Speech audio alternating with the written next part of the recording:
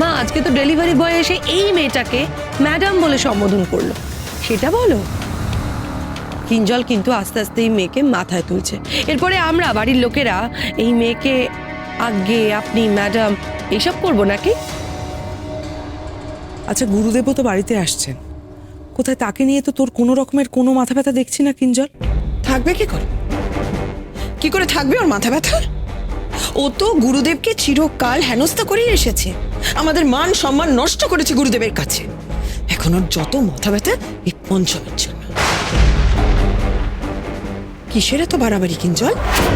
আমি জানতে চাইছি কিসের এত বাড়াবাড়ি?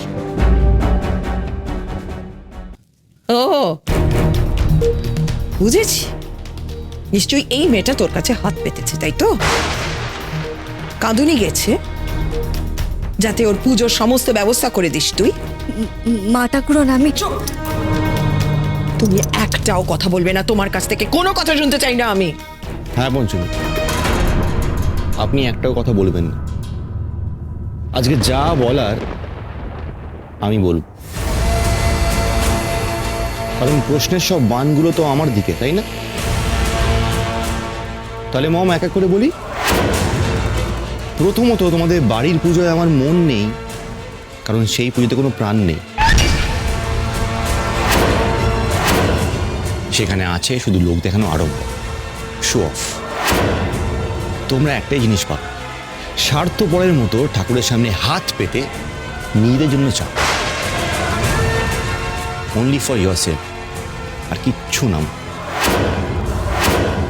আর এবার আসি তোমাদের গুরুদেবের কথায়। তিনি কি করেন? তিনি শুধু একটা কাজ খুব ভালো করে পারেন, লোকজনকে ভয় দেখাতে। আর ওনার পুজোটাও বড়। এটা করো, নাহলে ঠাকুর রুষ্ট হবে। ওটা না করলে ঠাকুর পাপ দেবেন। বাপ রে বাপ! আর সেগুলো শুনে তোমরা ভয় পেয়ে গুরুদেব যা যা বলে সেগুলো অক্ষরে অক্ষরে শুনে যাও আর পালন করে যাও, তাই না মম? আর উনি জানেন ভালো করে যে উনি এই কথাগুলো বলে ঠাকুরের নাম করে তোমাদের ভয় দেখালে তোমরা ইমোশনাল হয়ে যাবে, ভয় পাবে, আর ওনার হাতে মোটা টাকা তুলে দেবে অ্যাজ দক্ষিণা, তাই না মম? কি ঠিক বলছি তো? আর শুধু ঠাকুর নিয়ে ভয় না, আরো অনেক কিছু আছে যেগুলো নিয়ে গুরুদেব ভয় দেখান। মানে অনেক কিছু, যেমন সাপ নিয়ে ভয় দেখান তো গুরুদেব, কি তাই না? আর এই ভয় দেখিয়ে দেখিয়ে তোমাদের এমন অবস্থা করে দিয়েছে, তোমরাও সেরকম কথায় কথায় গুরুদেব গুরুদেব গুরুদেব গুরুদেব, এটা বললেন, গুরুদেব ওটা বললেন, ওই আবার আসছে দক্ষিণার কথায়। এটা একটা ব্যবসা হয়ে গেছে মম, সব জায়গায়, শুধু এখানে নয়। ভয় দেখাবো, টাকা নেব, দক্ষিণ। এই যে গুরুদেব, যাকে তোমরা বলো আমার কি বলে, আমাকে রক্ষা করবেন, আমার নাকি ফাঁড়া কাটাবেন, ওনার এত শক্তি, তো উনি যখন গ্রামে গিয়ে বিপদে পড়লেন, উনি তো গ্রামে গেছিলেন আমার বিপদ কাটাতে, বাট যখন নিজে বিপদে পড়লেন তখন কি হলো? পঞ্চমী আমায় বাঁচাও, পঞ্চমী আমায় বাঁচাও করে কেন ডাকছিলেন পঞ্চমীকে? তখন গুরুদেব নিজের শক্তিটাকে ব্যবহার করতে পারেননি, তখন ওনার পঞ্চমীকে দরকার পড়লো কেন? কি হলো মা? উত্তর দাও। এবার আসি আসল প্রশ্নে, তোমাদের ফেভারিট টপিক পঞ্চমী, তাই তো? তো পঞ্চমীর পুজো নিয়ে আমার এত বাড়াবাড়ি কেন? কারণ আমি একমাত্র ওনাকেই দেখেছি নিঃস্বার্থভাবে পুজো করতে, নিজের জন্য না, অন্যের জন্য চাইতে। পঞ্চমীর পুজোতে আছে নিঃস্বার্থ নিবেদন, যা আমি কোনোদিন তোমাদের পুজোয় বা তোমাদের ওই গুরুদেবের পুজোয় পাইনি মা। পঞ্চমীর পুজোর ফুল আমি নিজের মাথায় ছোঁয়াতে রাজি মন, কারণ সেই পুজোয় কোনো ভরণ নেই, কোনো মিথ্যে নেই। ওনার সততা, সরলতা, অন্তরের ভক্তি ওনার পুজোর উপাচার। আমি ওনার পুজোকে সম্মান করি আর ওনার নিঃস্বার্থ নিবেদনকে শ্রদ্ধা করি মম।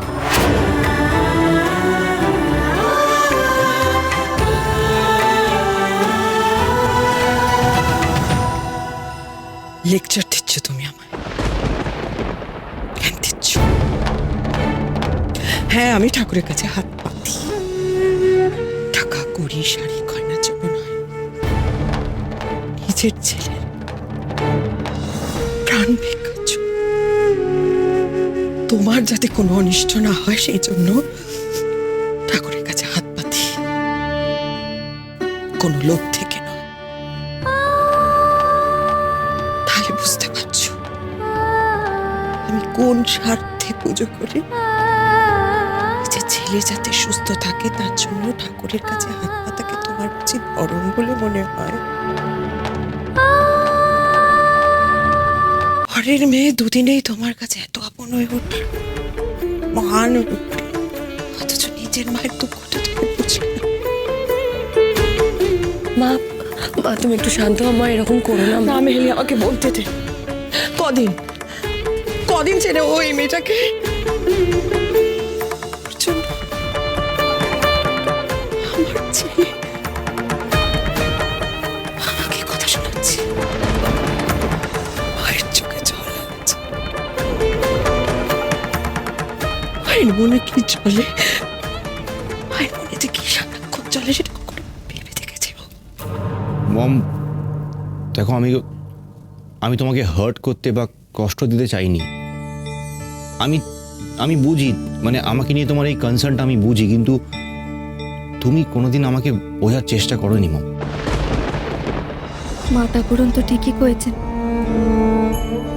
মা হয়ে ছেলের মঙ্গলের জন্য তো ঠাকুরের কাছে হাত পাতবেনি। আমার মাও তো নিত্যদিন আমার মঙ্গল কামনায় বাবা নীলকণ্ঠের পায়ে পড়ে থাকে। এটা তো স্বার্থপর হওয়া কয়নি। আমিও তো মা বাবার ভালোর জন্য বাবা নীলকণ্ঠের কাছে বলি, বাবা নীলকণ্ঠ আমার বাবা মায়ের ভালো রেখো, বাবুর পাড়া কাটাও। নিজের লোকজনদের মঙ্গল কামনায় ঠাকুরকে তো ডাকতেই হয়, তাই না বাবু? ও মাই গড, বাবু তোমার নিজের লোক কি করে হলো? হ্যাঁ, কোন দিক থেকে কিঞ্জল তোমার নিজের লোক? জেঠিমুনি দেখেছো কিরকম নির্লজ্জের মতন সকলের সামনে কিঞ্জলকে নিজের লোক বলছে? ছে! মা তুমি ভাইকে বাঁচাতে এই মেয়েকে এ বাড়িতে এনেছো তো? আমি তোমায় বলছি মা, এই করে করে ও কিন্তু কিঞ্জলকে আরো বিপদের মুখে ঠেলে দিচ্ছে, আমার ভাইয়ের মাথাটা পুরো চিবিয়ে খাচ্ছে। আচ্ছা দিদি ভাই, কথাগুলো তো আমি মমকে বললাম না, মানে মাকে বললাম। মা যদি খারাপ লেগে থাকে মায়ের, মা আমাকে বকবে। তুই এর মধ্যেও পঞ্চমীকে দোষ দিবি?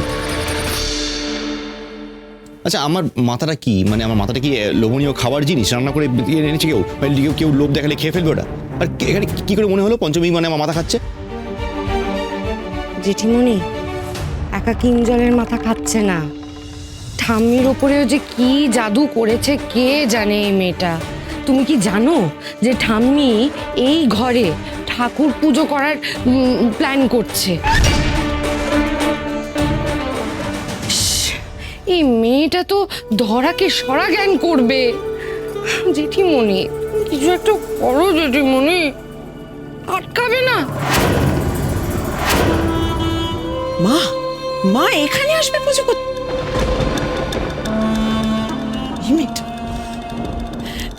এই মেয়েটা মাকেও দলে টেনেছে। বুঝেছি, পত্রিজা তাহলে ঠিকই বলছিল, এই মেয়েটা নিশ্চয়ই জাদু টোনা জানে। কিন্তু হৈমন্তের সংসারে আগুন লাগানো এত সহজ নয়। আমি এর একটা হেস্ত নেস্ত করেই ছাড়।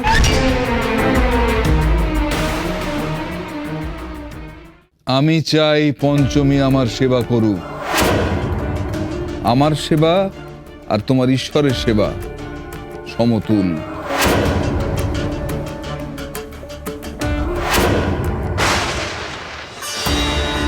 পঞ্চমীর ফোন এসছে, ওনার বাবা লাইনে আছে। মাকে সঙ্গে আনুনি তো বাবা?